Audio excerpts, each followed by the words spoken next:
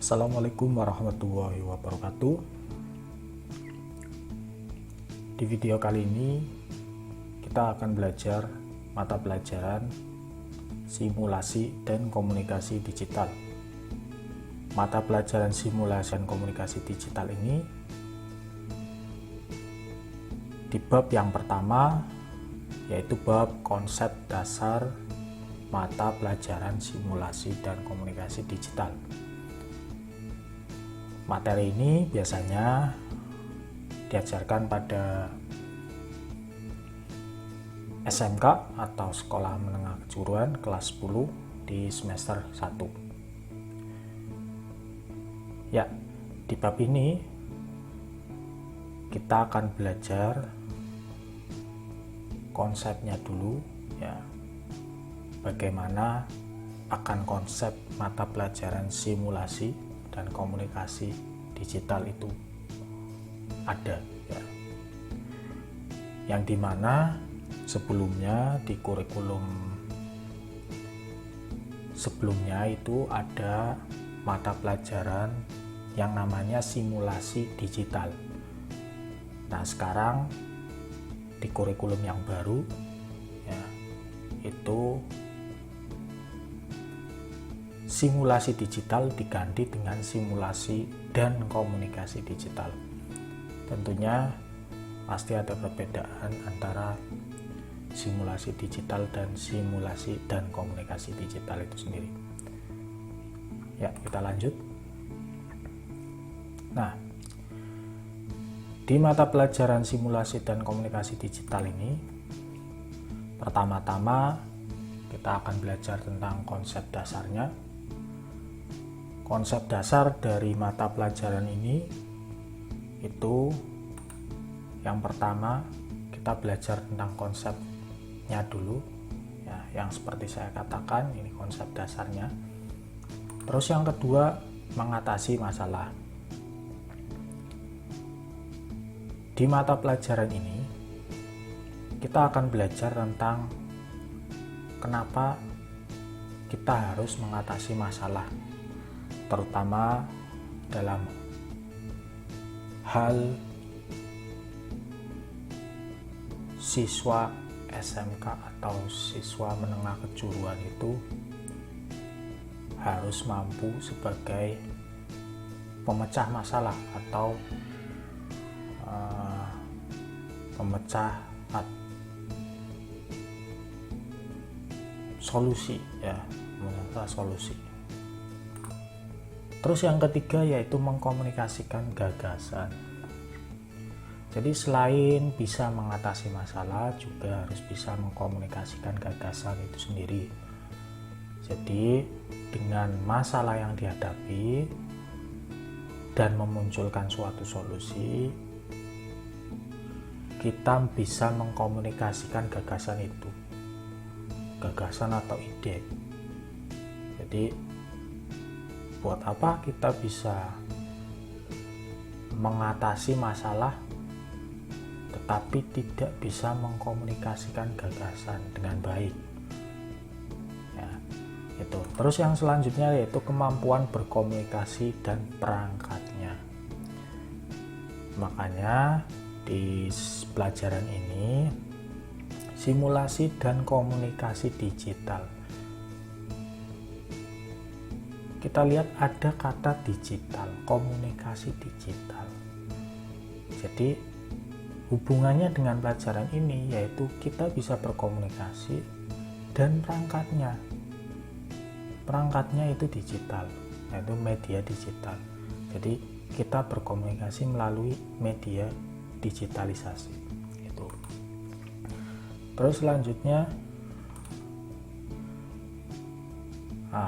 konsep mata pelajaran. Nah, pertama-tama kita harus belajar dulu tentang konsep mata pelajaran simulasi dan komunikasi digital.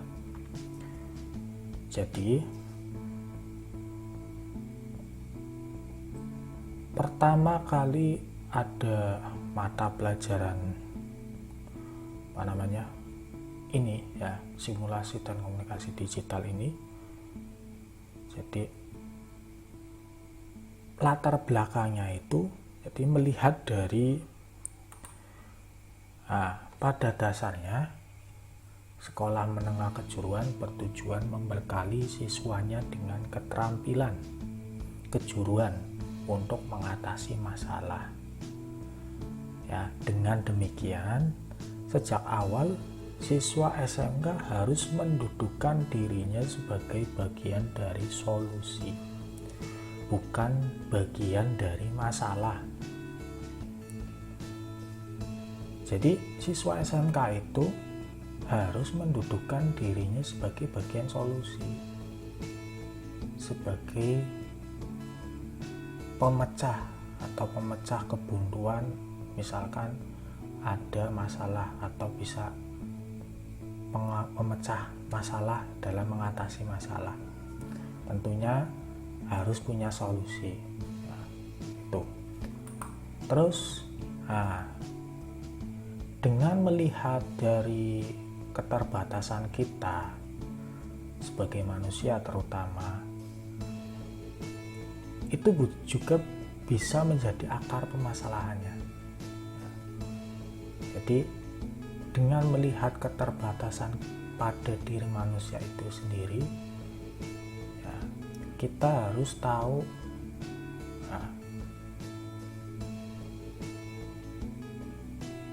itu sebagai akar masalahnya. Ya. Nah, tujuan akhir dari upaya mencari pengetahuan dan melatih keterampilan serta menyelesaikan masalah itu adalah mencapai kehidupan yang lebih baik bagi dirinya dan orang lain. Jadi setelah kita belajar atau tujuan akhirnya kita mencari pengetahuan dan melatih keterampilan, itu pada akhirnya akan mencapai kehidupan yang lebih baik. Jadi dengan saya garis bawahi bahwa itu kehidupan yang lebih baik, ya tentunya berarti harus lebih baik dari sebelumnya. Jadi kita belajar mencari ilmu atau pengetahuan, melatih keterampilan atau menyelesaikan masalah, itu tentunya tujuannya untuk kehidupan yang lebih baik dari sebelumnya bagi dirinya dan orang lain. Itu malah lebih bagus. Jadi dua-duanya ini bagi dirinya dan orang lain juga bermanfaat untuk orang lain. Itu sangat bagus sekali. Terus selanjutnya, ketika kita mampu menemukan masalah, ya, pada saat itu secara tidak sengaja kita mengakui kenyataan yang ada pada diri kita. Jadi konsep inilah, ya, mata pelajaran artinya kita menyadari adanya kekurangan. Menyadari kekurangan diri sendiri itu perbuatan yang paling jujur. Seorang tidak dapat menipu orang lain, tetapi tidak dapat menipu dirinya sendiri. Jadi melihat dari yang saya rangkum dari ketiga ini merupakan konsep dasar dari mata pelajaran simulasi dan komunikasi digital. Jadi intinya siswa SMK itu harus sebagai bagian dari solusi, diharapkan untuk sebagai bagian dari solusi, ya itu. Terus selanjutnya, nah dalam mengatasi masalah, ya, yang akan kita pelajari ini mengatasi masalah tentunya dengan siswa SMK yang diharapkan bisa menjadi bagian solusi, harus bisa mengatasi masalah. Nah, di sini tidak ada satupun yang tidak memiliki masalah dalam hidupnya. Bahkan masalah ada di setiap saat. Masalah tidak boleh dihindari, masalah harus dicarikan solusinya. Ya, dalam materi ini, ya, kita diajarkan bahwa semua orang punya masalah. Semua orang punya masalah dalam hidupnya. Dan masalah ini tidak boleh dihindari dan harus dicarikan solusi. Terutama bagi siswa-siswa sekalian yang sebagai mendalami keterampilan, terutama keterampilan kejuruan yang kalian minati di sekolah SMK ya. Tentunya solusi yang paling tidak dalam bidangnya kalian bisa tahu solusinya. Nah, dalam mencari solusi yang harus dipertimbangkan itu ada, kita harus bisa menemukan ide ya. Ide itu apa? Ide itu solusi ya, sama. Jadi solusinya dalam prosesnya itu kita harus mempertimbangkan setiap idenya itu. Bagaimana proses pertimbangan setiap ide yang akan dijadikan solusi yang terbaik dan paling tepat memerlukan pengetahuan dan pengalaman. Nah, di sini biasanya solusi yang tepat itu atau yang terbaik itu biasanya dari pengetahuan dan pengalaman, baik pengalaman diri sendiri maupun pengalaman orang lain. Karena apa? Seperti pepatah yang sering kita dengar bahwa pengalaman adalah guru terbaik dalam hidup, ya kan? Nah, itu merupakan bisa jadi acuan kita bahwa dalam pertimbangkan ide ya, itu harus menampung semua pengetahuan dan pengalaman ya, itu. Jadi ketika ide itu menjadi solusi yang terpilih, bila diasah dan dilakukan berulang-ulang, akan membentuk sikap yang bijaksana.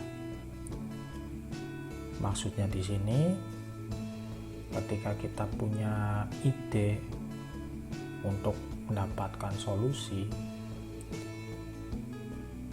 apalagi kalau kita diasah dan dilakukan berulang-ulang,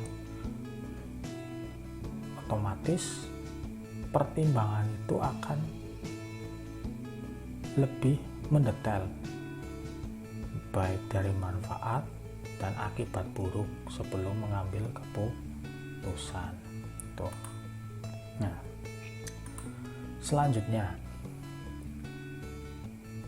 dalam mengatasi masalah itu pastinya cari solusi yang baik.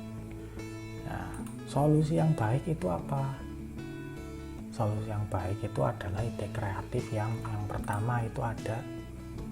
Nah, mengatasi masalah secara permanen. Jadi maksudnya mengatasi secara permanen di sini. Jadi solusi yang baik itu kalau dalam mengatasi masalah itu bisa selesai, benar-benar selesai. Jadi dalam jangka, tidak ada dalam jangka waktu, misalnya apalagi jauh waktu pendek itu akan mengakibatkan masalah lagi, itu bukan. Jadi sekali diatasi masalahnya itu, ya itu akan berlaku secara permanen. Itu adalah solusi yang baik. Terus yang kedua, dapat dilakukan sesuai dengan kemampuan kita. Jadi kalau misalkan kita menemukan solusi itu harus ide kreatif yang sesuai dengan kemampuan kita. Jadi jangan kita misalkan tidak mampu ataupun di luar kemampuan kita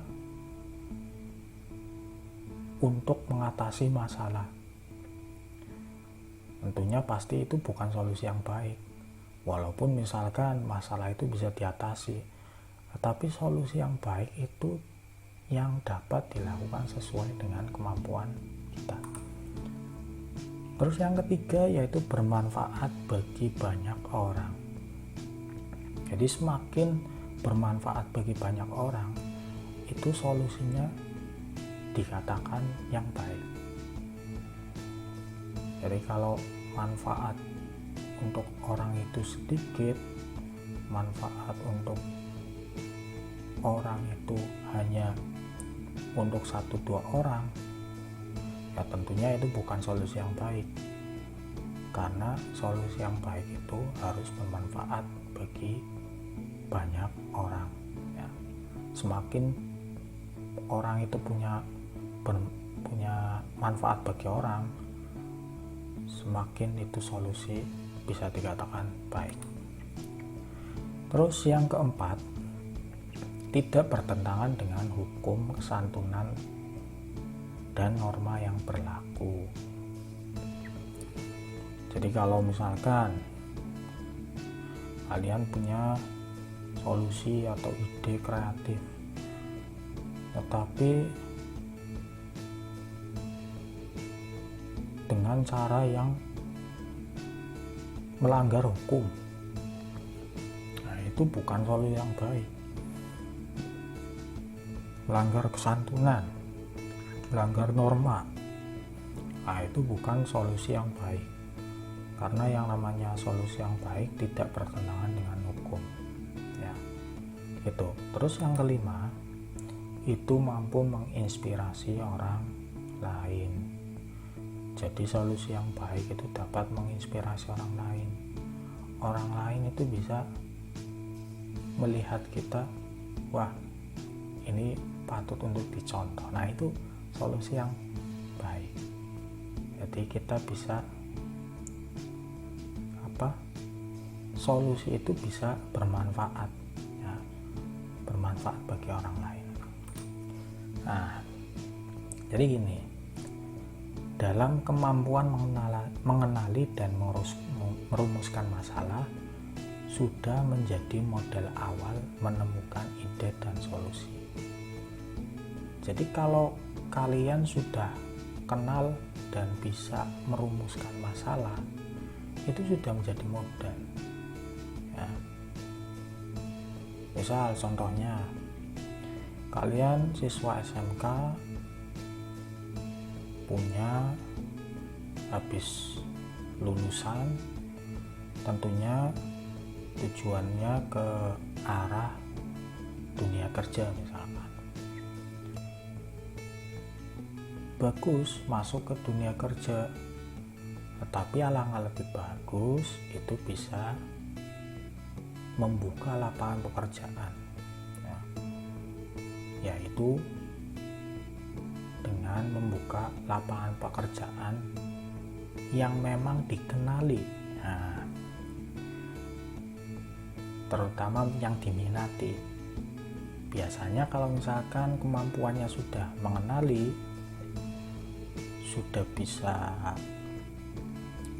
mendalami ilmunya dan meminati, itu sebenarnya sudah menjadi modal awal dalam menemukan ide dan solusi.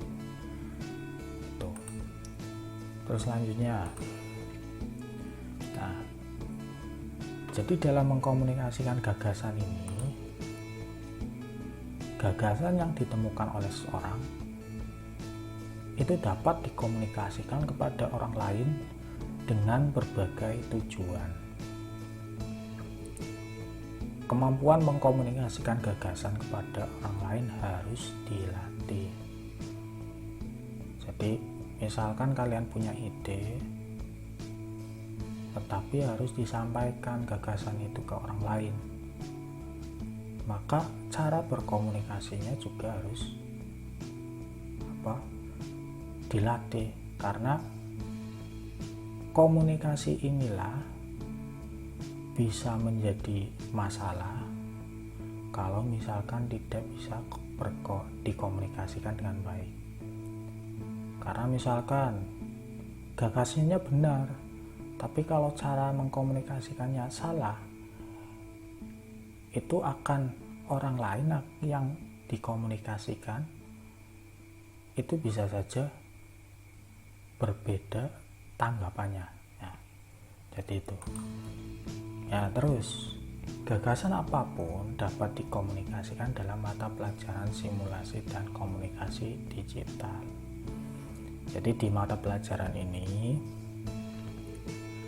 kita belajar bahwa untuk mengkomunikasikan gagasan itu terutama di kelas 10 itu harus diperlakukan sebagai ajang belajar mengidentifikasi masalah dan menalar gagasan yang akan dijadikan solusi serta mengkomunikasikan apapun gagasannya. Jadi di mata pelajaran ini terutama di kelas 10 ya, diajarkan untuk mengidentifikasi masalah dan menalar gagasan ya, apapun gagasannya itu. Nah, di sini ada yang namanya proses kreatif menurut Ki Hajar Dewantara. Proses kreatif itu dapat dilakukan melalui 4 tahap ya. Nah, 4 tahap ini bisa dikatakan biasanya kita sebut dengan 4N. Nah, 4N itu apa? Nah, menurut Ki Hajar Dewantara itu ada yang pertama niteni itu mengamati. Jadi N yang pertama itu niteni atau mengamati. Nah, yang kedua menirukan, niroke. N yang kedua niroke atau menirukan. Jadi setelah kita bisa mengamati ya, setelah kita amati ternyata kita bisa meniru.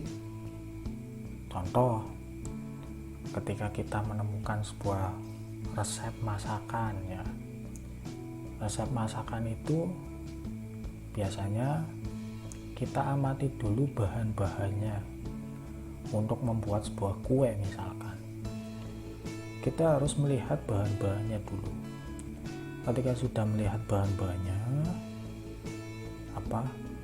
tata langkah untuk membuatnya ya, tata caranya, baru kita mencoba menirukan niroke. Nah, setelah bisa menirukan sesuai dengan resepnya yang sudah ditulis atau yang sudah didapat, baru kita bisa nambahi N itu nambahi atau memodifikasi. Resepnya sudah bagus, kita sudah bisa meniru sesuai dengan resepnya yang ditulis. Nah, kita punya ide untuk memodifikasi atau nambahi modifikasi dari resep itu. Yang misalkan kue itu dari rasa coklat, misalkan kita rubah menjadi rasa misalkan yang lainnya, misalkan pedas atau asin gitu. Itu kan kita bisa memodifikasi, walaupun secara ide itu misal ide gila sekalipun ya, yang belum ada yang mencoba. Tetapi ketika kita mencoba modifikasi, mencoba untuk nambahi ya, proses pembelajaran atau pengalaman itu akan ada ya, yang akan menjadikan sebagai solusi yang terbaik itu. Terus yang keempat baru nemoke atau membuat baru. Setelah kita bisa mengamati, menirukan, modifikasi, baru yang terakhir membuat baru. Kita bisa membuat kue yang memang baru tanpa melihat resep atau tanpa meniru resep atau tanpa modifikasi, tetapi benar-benar baru. Nah, ini yang namanya proses kreatif menurut Yajar Dewantara. Jadi ada 4 tahap, ya 4N: niteni, nitoke, nambahi, dan nemoke. Itu. Lalu selanjutnya contoh proses kreatif. Nah, saya bisa menuliskan bahwa seseorang mau melakukan eksplorasi atau penerokaan atau meniru ya tentang perubahan produk lama menjadi produk baru, modifikasi, itu melalui yang pertama perubahan. Nah, perubahan biasanya warna, bentuk, dan bahan. Selain perubahan warna, bentuk, dan bahan, itu juga ada penambahan fungsi. Jadi penambahan fungsi ini bisa ditambahkan atau menambahkan bagian tertentu yang diperlukan. Ya, contohnya tadi dalam membuat kue yang resepnya itu misalkan sudah dibuat perubahan warna, bentuk, bahannya. Nah, bisa juga ditambahkan dengan fungsi yang diperlukan. Misalkan fungsinya untuk pengobatan atau apa, kue yang dijadikan berfungsi untuk pengobatan, kan bisa saja seperti itu. Nah, baru yang terakhir membuat produk yang benar-benar baru. Jadi dalam modifikasi pun ini ada langkah-langkahnya, step by stepnya. Tentunya tidak dilakukan secara melompat atau langsung jadi begitu saja tanpa ada prosesnya. Nah, melalui proses kreatif ini kita bisa tahu pengalaman dalam memodifikasi yang akhirnya bisa tercapai membuat produk yang benar-benar baru. Nah, ide kreatif ini ya atau proses kreatif ini juga bisa saya tuliskan lagi, itu yang terkait dengan benda kerja, misalkan kompor, mixer, blender, mesin bor, dan sebagainya, dapat ditingkatkan fungsinya dalam melakukan penambahan. Nah, ini kita lihat dari penambahan fungsinya, bisa dilakukan dengan menambahkan kecepatan kerja. Nah, ini kalau misalkan hubungannya dengan benda kerja ya, misalkan contohnya kompor itu kita mau tingkatkan fungsinya. Nah, biasanya yang ditingkatkan apa? Coba kalau kompor dengan panas yang sama atau dengan panas yang berbeda, kira-kira misalkan lebih panas, kecepatan kerjanya itu akan menjadi proses pematangannya lebih cepat atau tidak. Nah, itu termasuk kecepatan kerja itu ditingkatkan. Terus ketepatan kerja dengan kompor, fungsinya itu biar tepat. Misalkan kompor panasnya itu bisa panas sesuai panas, menyesuaikan panasnya, pematangannya itu harus pas, itu kan biasanya melihat ketepatannya. Terus kenyamanan, dari barang kompor saja, benda kerja kompor misalkan, penambahan fungsi kenyamanan kerja juga bisa menjadi nilai tambah. contoh dari kompor, cara untuk memasang gasnya itu biar tidak berbahaya, itu caranya gimana, nyaman. Semua orang itu dengan kata kompor kan biasanya takut atau menyalakan atau memasang gasnya, itu kan takut biasanya. Nah, itu dibuatlah kenyamanannya, itu dibuat fungsinya itu ditambahkan, caranya bagaimana. Itu yang namanya diantaranya proses kreatif atau ide kreatif yang terkait dengan benda kerja contohnya. Terus selanjutnya, nah di sini kemampuan berkomunikasi dan perangkatnya.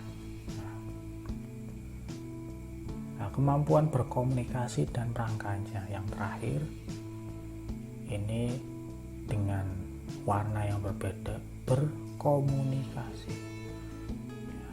Idenya sudah bagus, solusinya sudah bagus, gagasannya sudah bagus, tetapi harus disertai dengan kemampuan berkomunikasi, apalagi dengan menggunakan perangkat. Tentunya beda, kita berkomunikasi secara langsung dengan menggunakan perangkat yang sifatnya misalnya digital, itu bisa-bisa menjadi sebuah miskomunikasi, karena bisa saja ide yang kita sampaikan belum tentu orang yang menerima ide itu bisa ditangkap dengan sesuai dengan maksud kita.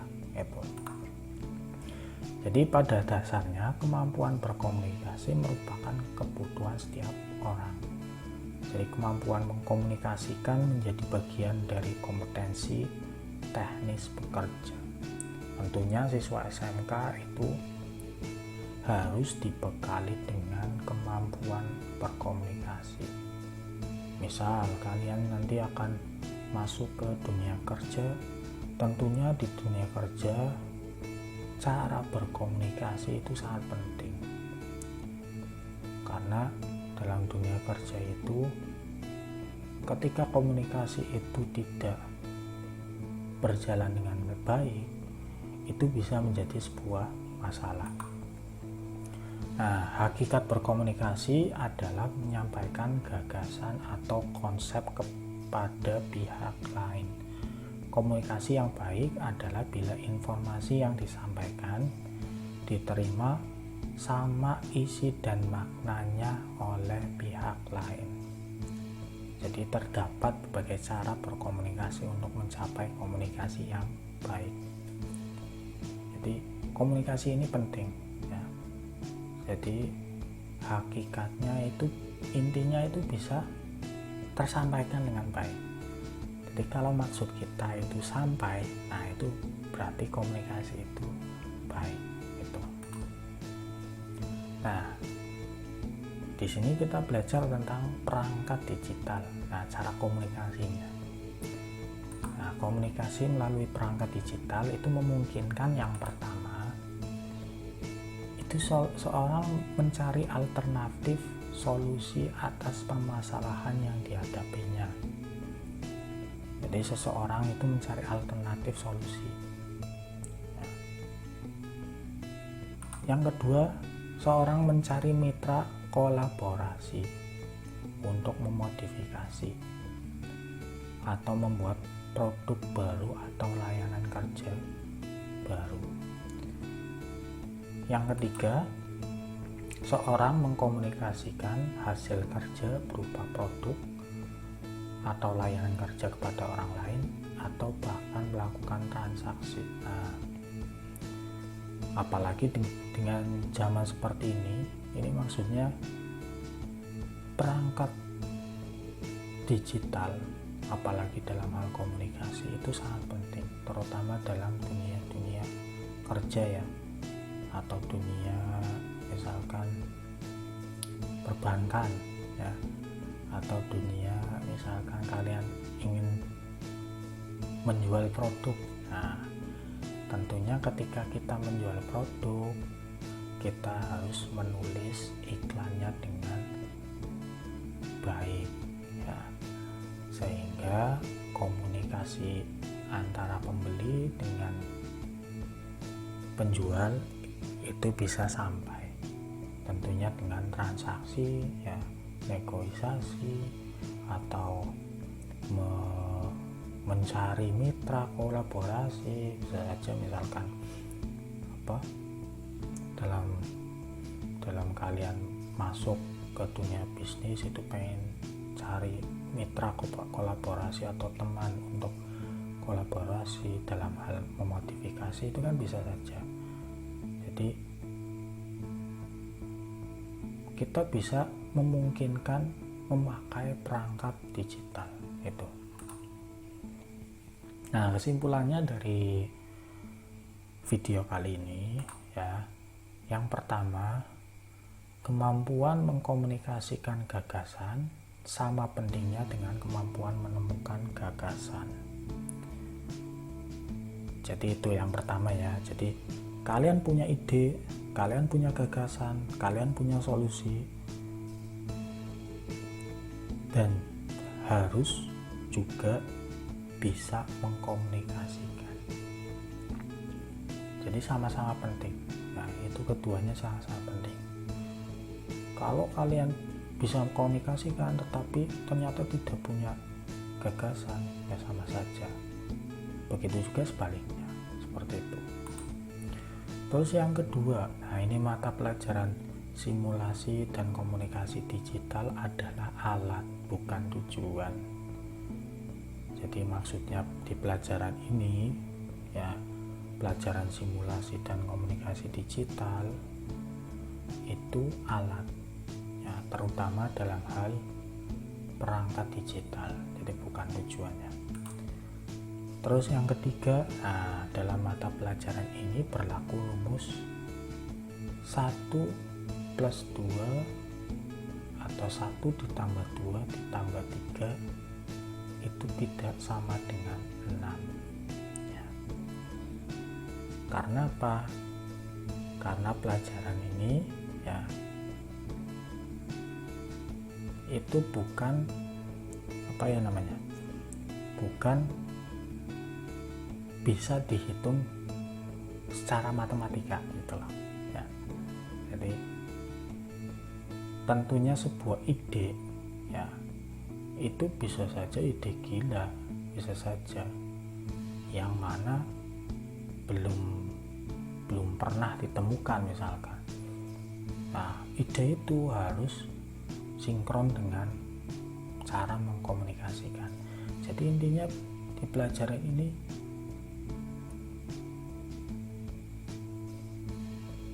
tidak berlaku ya, atau tidak seperti bisa dihitung secara matematika. Jadi seperti itu. Nah, hakikat pelajaran mata pelajaran simulasi dan komunikasi digital itu yang terakhir. Ini ada 3: ide, produk, dan berbagi. Jadi kita punya ide, setelah punya ide kita produksi produknya, baru kita bisa berbagi. Tentunya syukur-syukur bisa bermanfaat untuk banyak orang, seperti itu ya. Nah, ini bisa quotes ya untuk pelajaran ini ya, bisa saya bagi. Itu yang pertama, jangan pernah berhenti menemukan masalah untuk mendapatkan ide. Jadi kalau kita menemukan masalah ya,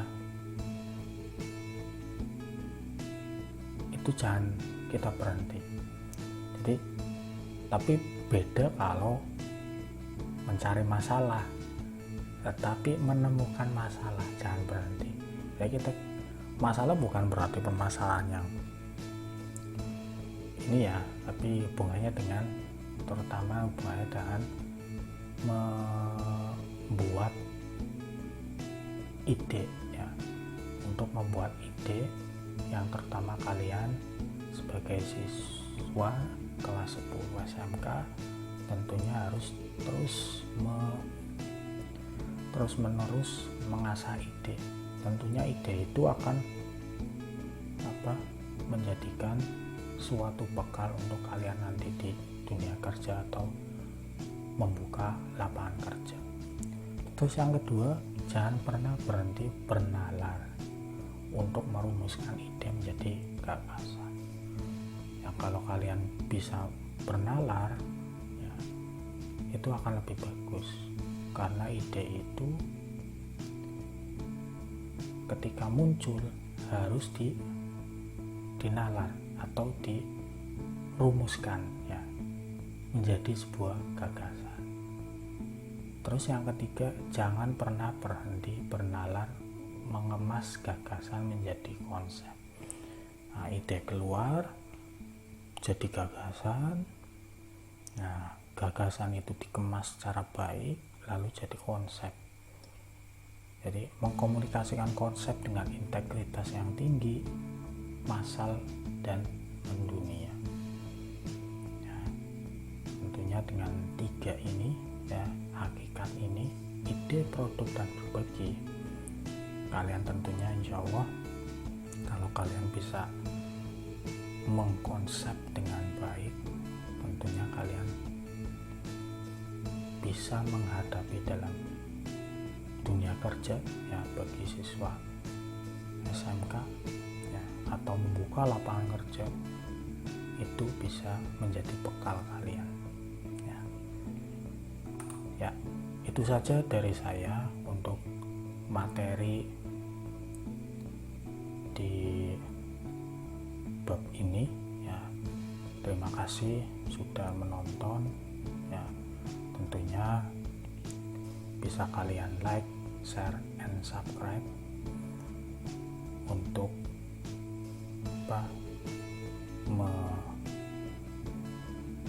mendukung, ya, saya tentunya untuk membuat video-video berikutnya yang bermanfaat. Jadi terima kasih yang sudah menonton. Assalamualaikum warahmatullahi wabarakatuh.